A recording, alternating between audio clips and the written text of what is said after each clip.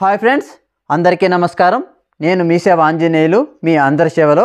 Friends, ఇవాటి వీడియోలో రైతు రుణమాఫీకి సంబంధించి మన ఏపీ రాష్ట్ర ప్రభుత్వం క్యాబినెట్ అయితే ఏర్పాటు చేసి మనకు బడ్జెట్ అనేది కేటాయించడం అయితే జరిగింది. ఫ్రెండ్స్, ఓకేనా.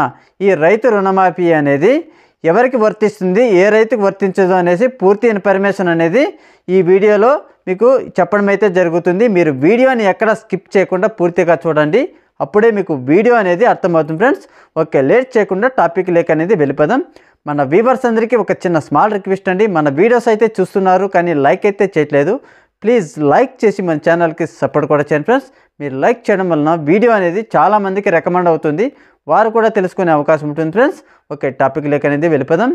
ఈ రైతు రుణమాఫీకి సంబంధించి ఫస్ట్ ఎవరికి వర్తిస్తుందో అని మనం చూసుకున్నట్లయితే, లక్షలోపు రుణం ఎవరైతే తీసుకున్నారో బ్యాంకులో వారందరికీ సంబంధించి ఫిబ్రవరి 20వ తేదీన రుణమాఫీ అయితే చేస్తున్నట్లు మన ఏపీ రాష్ట్ర ప్రభుత్వం అయితే చెప్పడం అయితే జరిగింది. ఫ్రెండ్స్, ఓకేనా.